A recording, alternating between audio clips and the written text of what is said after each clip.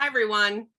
I'm Bridget Schanck. I'm very happy to be here this morning. I was connected with Beth several months ago because I sit on the board of Teen Parent Connection in Glen Ellen, and Beth is a supporter of their organization.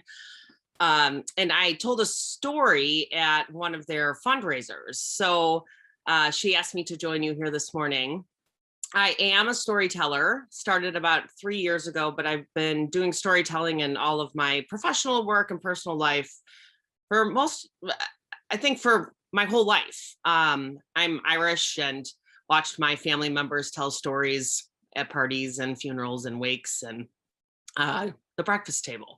So all personal stories, and I have a wide variety of experiences in my professional life. I was a community organizer in Fresno, California, on the south side of Chicago, and worked at nonprofits. I did faith-based organizing, so multi-church, multi-faith organizing networks for social change, which was very exciting. And then was a lobbyist for an early childhood organization. And then my son had a liver transplant, and my husband was the donor. And we had a little baby. So I took some time off to stay home with them. And now I participate in the community, as Beth said, doing service work and fundraising. I sit on several boards. I do storytelling, which I just love, do shows all over the city, and some national shows and some international shows. So I'm I also love weaving my faith. I'm Catholic, but I have a very strong commitment to social change, inspired by just seeing in the most vulnerable Christ in distressing disguise. So a lot of my faith is woven into the stories that I tell. So I'm very happy to be here and excited to share with you and probably what will be an unexpected story about leadership and being a follower.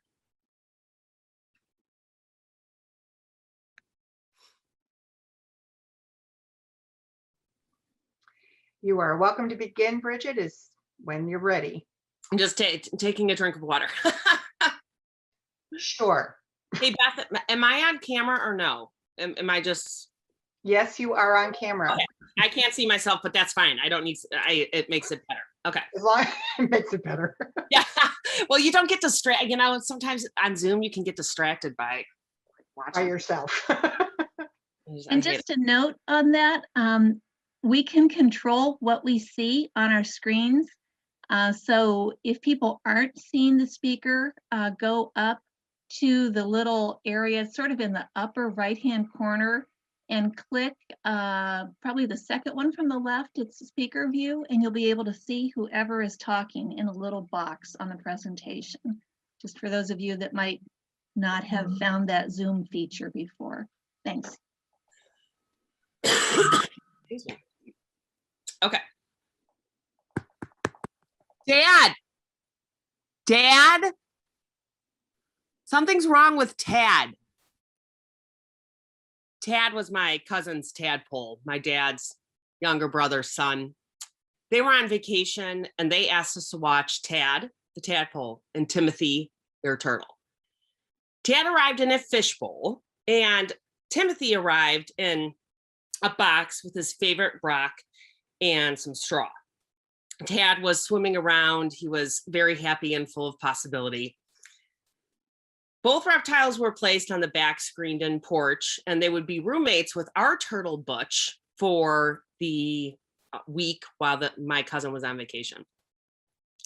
At the time, in addition to our own turtle, Butch was our turtle's name, we had 35 gerbils in cages in the basement, 5 rabbits, and 3 fish. If math is hard for you, like it is for me sometimes, that's 43 pets.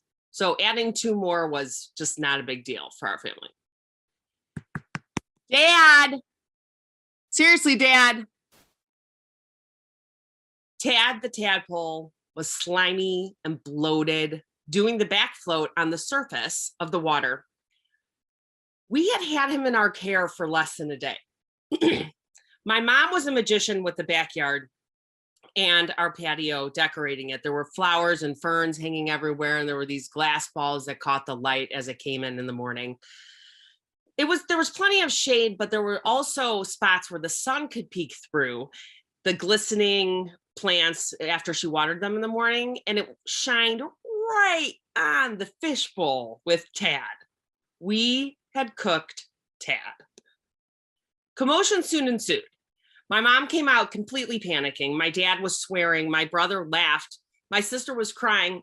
My grandma waddled out to the porch in her favorite blue seersucker summer housecoat, and I just stared at the tank. Then the Great McNicholas Family Committee Tad the Tadpole debate of 1986 commenced. What are we going to tell our cousin and uncle? Do we call them now? Do we wait until they come back to tell them we killed Tad? Should we bury him? Should we flush him? Should we freeze him so my cousin could bury him? Should we just replace him and apologize? Or should we replace him and lie?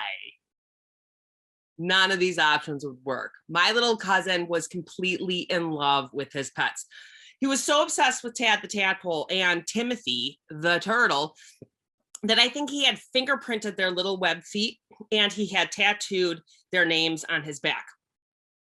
We were all staring at the dead, peacefully floating Tad when my dad said, well, at least we still have Timothy. I turned, and out of the corner of my eye, I could see our turtle Butch's tank, which was also Timothy's home for the week. I quickly scanned the tank. There's a log, there's moss, there's the watering hole, there's the heat lamp, there's more moss, there's half-eaten lettuce, there's a rock, there's another rock, there's one turtle, hey Butch, there's another, nope, no. Have you seen stink bugs in a lot of places? No, Okay. Timothy. Yeah, I think Tad here for was, it to be a bug, I guess. Come on, buddy. Tad was dead and Timothy was gone. Like swallows when a coordinated flock, we all swooped over to the glass on the turtle tank. Butch was sunning himself on the highest rock of the tank, positioned on an angle like a ladder, looking back at us. And he basically was saying to us, nothing you can do now, he's gone. Accomplice! I pointed at the tank and screamed at our turtle Butch. At that, the family panic crescendo to a deafening level. Tad was no longer the pressing issue. We had to find Timothy the Turtle. Then the Great McNicholas Committee debate, Find Timothy the Turtle of 1986 commenced. My brother and sister ran to grab all the neighborhood kids, and soon our backyard was full of an army of ragtag, sunburned, skinned knee kids with dirty hands ready to hunt. We had no plan. We had no consensus.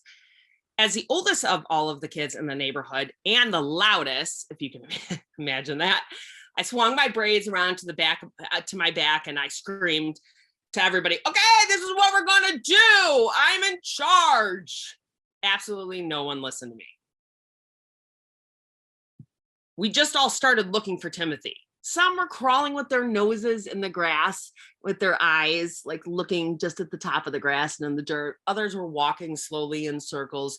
Others ran to the sandbox. He was not there. Some debated on how and where we were going to look for the turtle while they swung on our swings in our backyard. Someone, Adam, my neighbor, actually looked on the roof of our green playhouse that my dad had built for us. How a turtle gets on top of a green playhouse, I have no idea. We searched until the sun started setting and the streetlights came on. All we had to show for it was a dead tadpole and a missing turtle. Then my Grammy Gillis, in her blue and white seersucker summer house coat, who had been sitting on the wicker couch on our screened-in porch drinking iced tea the entire time, just watching the chaos, quietly stood up, walked to Butch's tank, bent down, stuck her wrinkly, wise hand in and picked up Butch. I watched her bring him close to her face and whisper something to him. Her name was Frances, like St. Francis, and so of course all the animals liked her. Butch's web feet started to swim, and web feet and legs started to swim in the air. He looked like a racehorse readying for a bell. She opened the back door and she walked out to the lawn in the middle of the chaos, and she placed Butch on the tall grass. He immediately started to move, but very slowly, through the tall, damp grass. And my Grammy followed.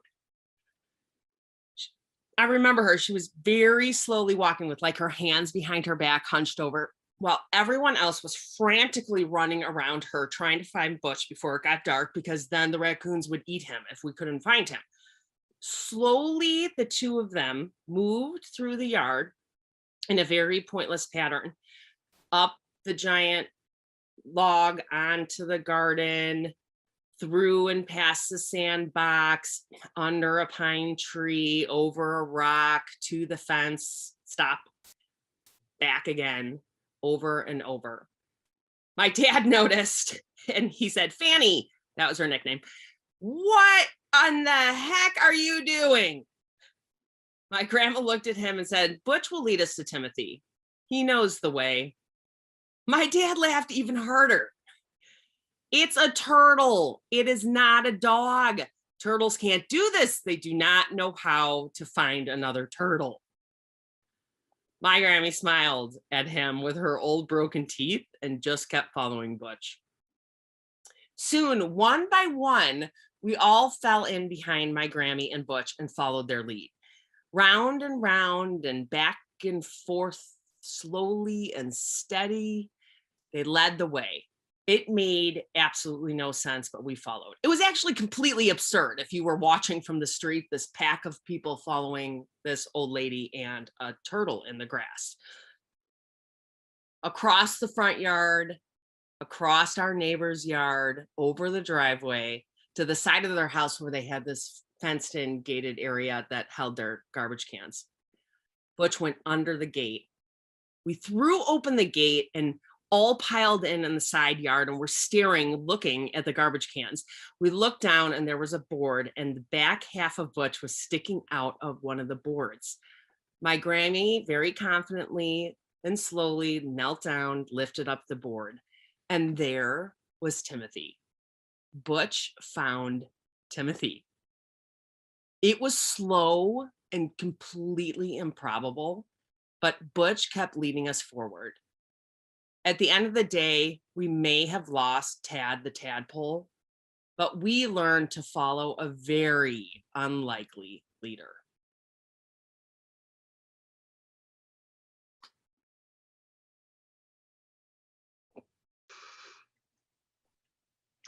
Thank you, Bridget. So Thanks, everyone.